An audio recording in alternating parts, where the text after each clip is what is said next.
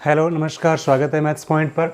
आज की क्लास में क्लास 9th की मैथ्स की वर्कबुक सॉल्व करेंगे और वर्कशीट नंबर है 24। इसमें दो चर वाले रैखिक समीकरण के बारे में जानेंगे।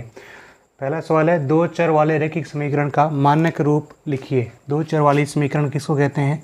जिसमें दो चर हो, जैसे ax plus by plus c बराबर 0। ये दो चर वाली रैखिक समीकरण का मानक रूप है। दो चर कौन से हैं इसमें? x और y। a b c अचर है, जहाँ पर a b c कोई वास्तविक संख्या हो सकती है। a b c वास्तविक संख्या है। a b c वास्तविक संख्या है। दूसरा क्वेश्चन है, 2x बराबर 3y प्लस 4 को ax plus by plus c के रूप में व्यक्त करना है। ये कोई समीकरण है, इसको दो चर वाले रैखिक समीकरण के मानक रूप में लिखना है। मानक रूप में यही है कि पहले x वाला पद जो कि 2x है, फिर y वाला पद लिखना है बाईं तरफ ही, तो प्लस 3y को बाईं तरफ लिखेंगे तो माइनस 3y, फिर c मतलब अचर पद होता है जो बिना x y वाला होता है, जो कि यहाँ पर 4 है, तो 2x माइनस 3y प्लस 4 बराबर 0। ये ax plus by plus c के फॉर्म में हो गया।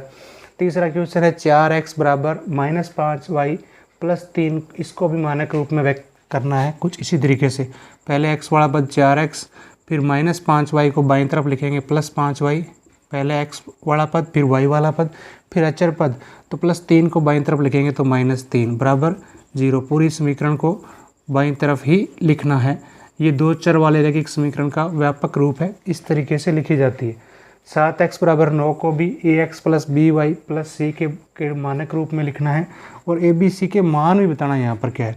तो पहले x वाला पद 7x, फिर लिखना होता है y वाला पद, तो y इसमें है ही नहीं, तो आप लिखेंगे 0y प्लस 9 को बाईं तरफ लिखेंगे तो माइनस 9 बराबर 0। तो ये ax plus by plus c के रूप में हो गया, मानक रूप में हो गया। a का मान बताना है। a क्या होता है? जो x के गुणा में वो a होता है, तो यहाँ x के गुणा में क्या है? 7 है, तो a का मान हो गया 7। फिर लिखना है b का मान। b क्या होता है? जो y के गुणा में है, और यहाँ y के गुणा में क्या है? 0 है, तो b का मान हो गया 0। c होता है अचर पद जो बिना x y वाला है, जो यहाँ पर कितना है? -9, तो c का मान हो गया -9। इस तरीके से a b c के मान बताने हैं। नेक्स्ट क्वेश्चन है, 2x बराबर 7 को दो चर वाले रैखिक समीकरण के रूप में लिखना है। तो ये वही हो गया मानक रूप में। पहले x वाला पद हो गया 2x, फिर हमें लिखना होता है y वाला पद, तो y इसमें है ही नहीं, तो हम लिख लेते हैं 0y। दो चर हो गए x और y, प्लस 7 को बाईं तरफ लिखेंगे तो -7 बराबर 0। तो ये दो चर वाले रैखिक समीकरण के रूप में लिख दिया। नेक्स्ट क्वेश्चन है, दो चर x और y में रैखिक समीकरण ax plus by plus c बराबर 0 के कितने अधिकतम हल संभव है? कितने हल हो सकते हैं? दो चर है, दो चर वाले रैखिक समीकरण x और y, और समीकरण एक ही है, तो इसके अनंत हल संभव हो सकते हैं, अनंत हल हो सकते हैं। अगर दो समीकरण हो और दो ही चर हो तो दो हल होते हैं। यहाँ पर एक ही समीकरण है, तो x और y के अनंत हल संभव है। धन्यवाद।